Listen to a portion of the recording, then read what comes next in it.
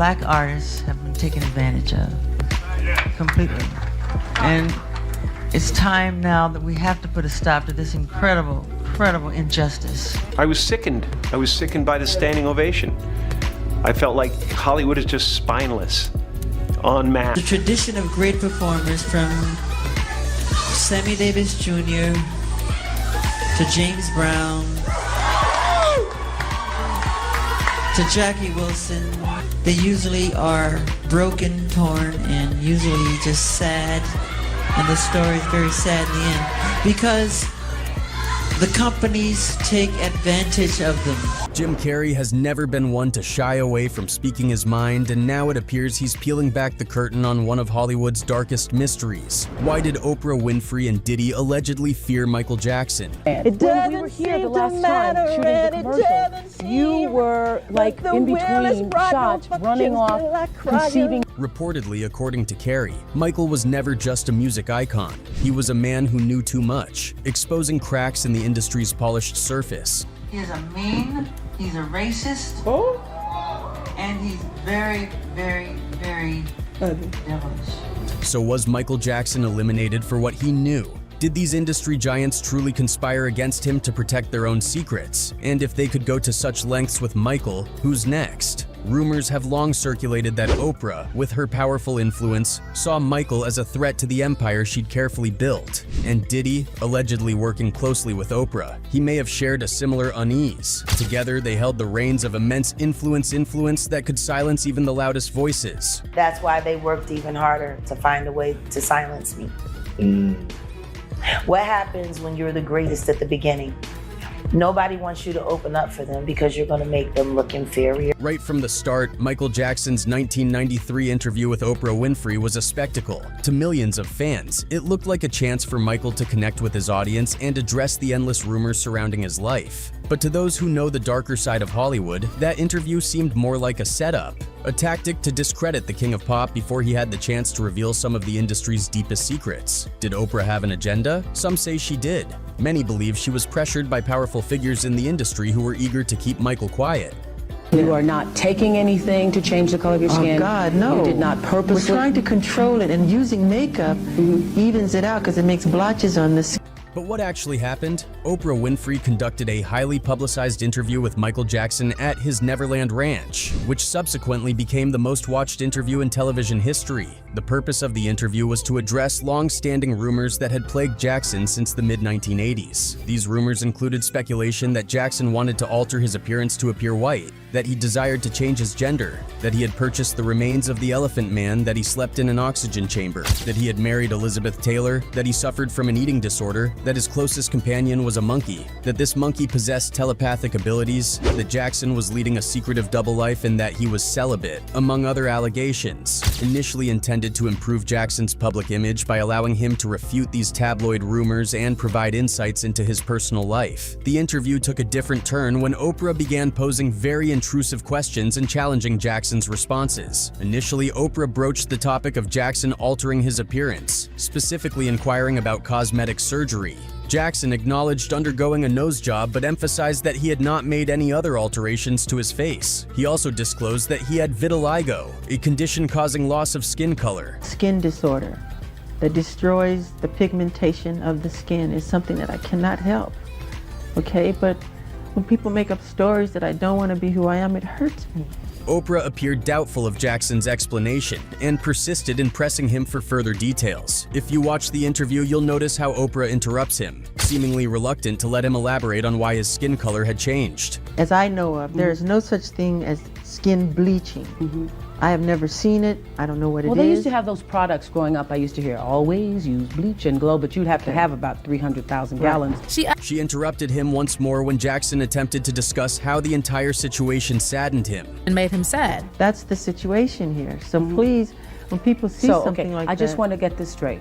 Yeah. You are not taking anything to change the color of your skin. Oh, God. Oprah proceeded to inquire about Jackson's relationship with his father, Joe Jackson, who had faced accusations of mistreating him during childhood. Once more, Jackson confirmed his father's physical discipline and hurtful words, but expressed love for him and a desire to avoid angering him. In response, Oprah questioned Jackson's loyalty to his father and suggested therapy to address his past trauma. The moment that particularly stirred speculation about Oprah's motives was when she delved into Jackson's romantic life, probing whether he was a virgin. Jackson disclosed that he was dating actress Brooke Shields but declined to answer the question about his virginity, citing it as a personal matter and stating that he held old-fashioned beliefs. Out of nowhere, Oprah implied that Jackson was being deceitful or concealing something, attempting to make him feel extremely uncomfortable. As if that weren't sufficient, Oprah then questioned Jackson about his friendships with young ones, probing why he enjoyed spending time with them. Jackson explained that he found solace in the innocence and purity of young ones, expressing regret over his own lost childhood due to fame.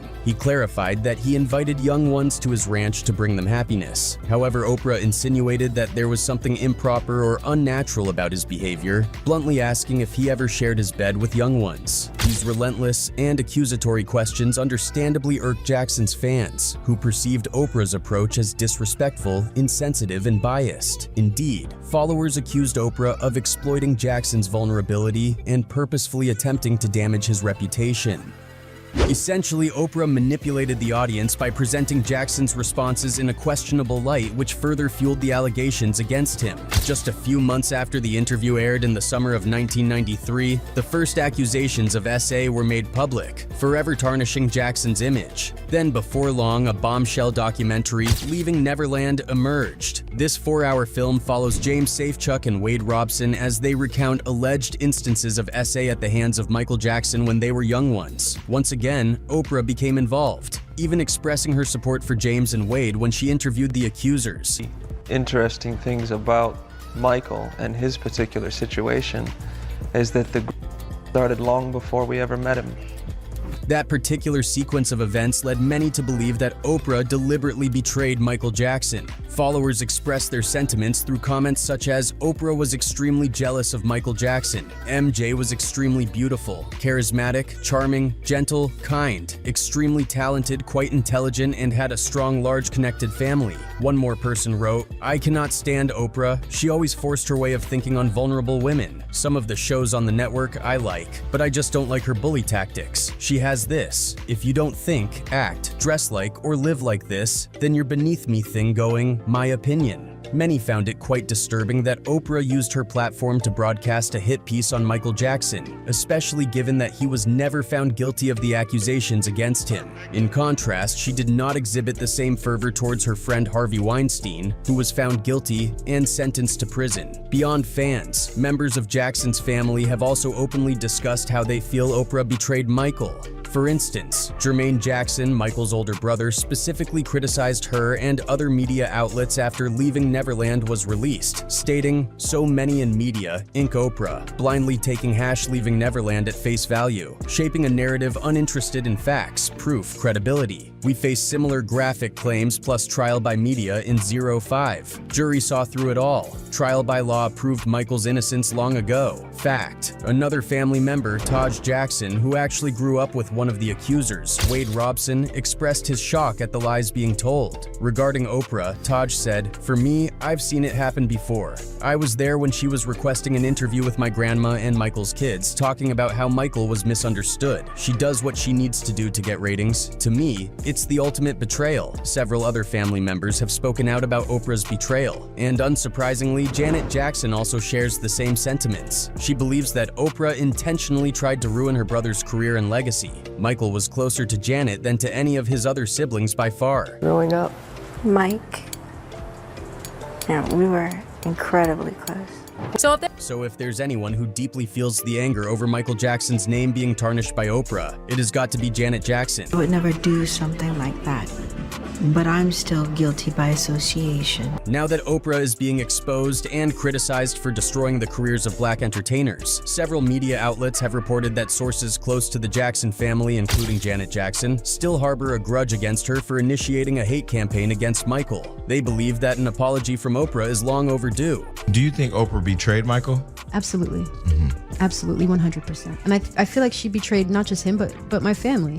As Jim Carrey claims, Michael had begun pulling back the curtain on the entertainment industry, hinting at the shadowy dealings he'd seen firsthand. Jackson wasn't just fighting for his reputation. He was exposing a system, questioning its ethics and abuses, and refusing to be the puppet they wanted him to be. But the more he spoke, the more certain figures felt threatened. People noticed that Oprah's line of questioning seemed less sympathetic and more pointed, almost as if she was primed to steer the narrative in a direction that would protect her own powerful allies. By pushing Michael to talk about his personal issues while subtly mocking him, Oprah seemed to plant seeds of doubt in viewers' minds. Was she doing someone else's bidding to keep him from telling the full truth? And then there's Diddy. Jim Carrey has hinted that Michael wasn't only a threat to Oprah, but also had knowledge of Diddy's connections, especially through Clive Davis, the powerful music executive who mentored Diddy and had ties to many of Hollywood's elite. Michael had often spoken cryptically about the puppeteers in the music industry who controlled artists and took advantage of their fame. Diddy, with his rapid rise and enormous influence, was no stranger to such power plays, and it's widely speculated that he too was a player in the game Michael despised. Michael Jackson's death has long been surrounded by numerous unsolved mysteries and controversies. One persistent mystery involves the claim that Diddy was with Michael Jackson during his final moments and spoke with him. This claim has fueled various controversies, suggesting that Diddy might have been involved in Michael Jackson's untimely demise. In the labyrinthine corridors of Hollywood and the music industry, whispers of a clandestine group have long echoed, a shadowy ensemble purportedly weaving the threads of narratives far removed from the public eye. These murmurs have grown louder, with allegations linking this enigmatic entity to some of the most controversial figures and events in entertainment history. No one knew. I can't remember exactly who I wound up calling back to see how things were going, and that's when they told me he had passed. He had passed. Yes. Central to this web of speculation are the names of Sean Diddy Combs and the late Michael Jackson, icons whose legacies are intertwined with tales of intrigue, mystery, and unspoken truths. As we peel back the layers of rumor and conjecture, a complex story begins to emerge, one that challenges our perceptions of fame, power, and secrecy. This narrative does not seek to confirm or deny, but to explore the depths of the stories that have captivated the world's imagination. And then Fahim Muhammad's story is one that's been raising eyebrows for a while, especially among those who follow celebrity conspiracy theories. Known as Michael Jackson's head of security, Fahim was right in the thick of it when the King of Pop passed away in 2009, and his position in Jackson's inner circle has led many to wonder just how much he knows. But what really gets people talking is Fahim's later association with Sean Diddy Combs, especially his connection to Diddy's son, Justin Combs. The connection between Fahim and Diddy's son, Justin, makes this all the more interesting. Justin has grown up in a world of fame, thanks to his father's influence, and Fahim's role as a figure in both Michael Jackson's and Diddy's lives has led some people to suggest he could act as a bridge between major players in the industry. This connection has even sparked wilder theories that Diddy might somehow be involved in orchestrating events, potentially for control or influence. Some go as far as to wonder if Diddy used Fahim to keep tabs on Michael Jackson, speculating that Diddy could have even had a hand in Jackson's downfall. In the world of conspiracy theories, these links between Fahim, Michael Jackson, and Diddy paint a picture of an entertainment industry where alliances and secrets are carefully guarded, and power players pull strings from behind the scenes. Whether there's truth to it or not, these theories capture people's imaginations, keeping Fahim Muhammad a figure of mystery and speculation. You were trying your best to comfort her. You were Auntie Janet at that moment? When she turned to you, did you just want to scoop her up? Conservative pundit Candace Owens has ignited a storm of controversy with her recent statements, alleging a connection between Diddy's ongoing lawsuit and the tragic demise of pop legend Michael Jackson. Owens made these bold claims on her podcast, where she delved into the intricacies of Diddy's legal troubles and expressed concern over what she sees as a notable lack of media attention. According to Owens, there exists a significant correlation between Diddy's legal challenges and the enigmatic circumstances surrounding Michael Jackson Jackson's passing. This case is arguably bigger than the Jeffrey Epstein case, and yet the media is silent on it. Why? Owens questioned her social media followers. Terrifying to consider, but Hollywood and our politicians are being blackmailed into compliance. Additionally, she highlighted the connection between the individual allegedly involved in concealing Diddy's son's role in a shooting incident and Michael Jackson's former head of security, who was present at the time of the pop icon's death. Owens posits that individuals of this nature might resort to drastic measures, including to safeguard their interests. Furthermore, during her podcast, Owens outlined 5 pivotal insights gleaned from Diddy's recent lawsuit, positing that its ramifications could surpass even those of the infamous Jeffrey Epstein case. She also took to social media to voice her apprehensions, emphasizing the scant media attention directed towards Diddy's legal entanglements, and hinting at potential implications for influential figures in both politics and Hollywood. The Diddy case is arguably bigger than the Jeffrey Epstein case, and yet the media is virtually silent on it, Owens tweeted along with a link to her podcast. That's because they are implicated. It is dark, but we now know that both politicians and celebrities are being blackmailed. Expanding on her claims, Owens reiterated her stance in the YouTube caption, suggesting that both the media and Hollywood have motives for suppressing coverage of the Combs lawsuits. She perceives a dark agenda at work, one geared towards shielding prominent individuals from public scrutiny and consequences. Despite provoking debate and skepticism, Owens's assertions bring attention to the intricate power dynamics within the entertainment industry and underscore the far-reaching implications of legal controversies involving influential figures. Consider this. Clive Davis, a legendary figure in the music business, had worked with both Michael and Diddy. Michael's path diverged sharply from Clive's playbook. He started fighting against the very system that Clive represented. The connection between Diddy and Clive could have been exactly the kind of alliance Michael was wary of, and by refusing to play along, he became the outsider. Carrey's sources suggest that Michael was aware of how some executives, perhaps even Diddy himself, benefited from keeping artists like him under control. Diddy's rise wasn't without rumors either. There were whispers that he was willing to do whatever it took to rise to the top, and Michael might have been one of the few people who knew the truth. Jim Carrey's claims don't stop there. He suggests that Michael had even more damaging information about Diddy and his inner circle. Could it be that Diddy, alongside Oprah, had vested interests in seeing Michael silenced before he blew the lid off Hollywood's dirty secrets? We know that Michael's final years were plagued by relentless scrutiny and scandal. It's hard not to wonder, were these truly coincidences, or were they orchestrated to keep him distracted, discredited, and quiet? The deeper you dig, the more you uncover the spiderweb of connections between these power players. Michael wasn't just talking about the music industry in a general sense. He was calling out specific figures and hinting at specific wrongdoings. He referenced his experiences of feeling used and manipulated, making it clear he had no loyalty to those who exploited others. Jim Carrey has repeatedly stated that Michael's determination to break free from these puppet strings made him a serious target. Michael Jackson privately expressed intense fears about certain matters, a sentiment shared by some of his family members. Now, let's shift our focus to his family,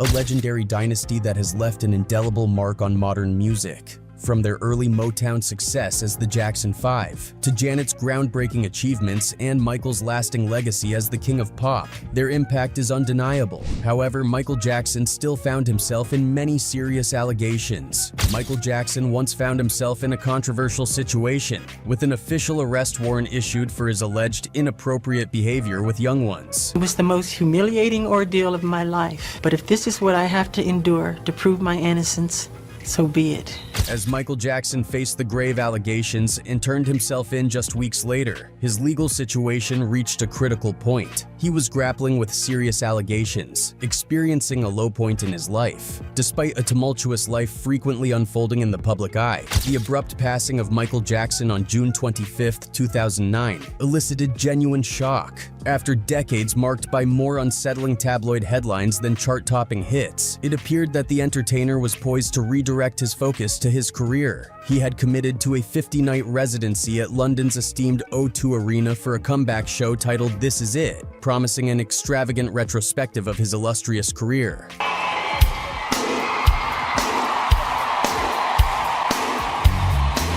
Unbeknownst to Jackson's fans at the time was the extent of his health struggles and the race he and his team faced to ready him for the stage. This involved addressing issues such as insomnia and dependency that had developed in his later years, alongside efforts to maintain a healthy diet. The details of his final 24-hour meals, a crucial aspect often mired in misinformation, shed light on the efforts undertaken to ensure his well-being during this critical period. I get the breakfast ready for the children in the morning around 8:30, like that, 9 o'clock. And they're having breakfast and time goes by and... In one chilling statement, Michael said, "They're trying to destroy me." Was this a warning to the world? A signal that he was fighting a battle much bigger than anyone could see? And could Oprah and Diddy have been part of the very machinery Michael sought to expose? Jim Carrey's inside sources indicate that both had reasons to feel threatened, reasons they might have wanted him out of the picture. That's it for today. See you in the next video. Until then, goodbye.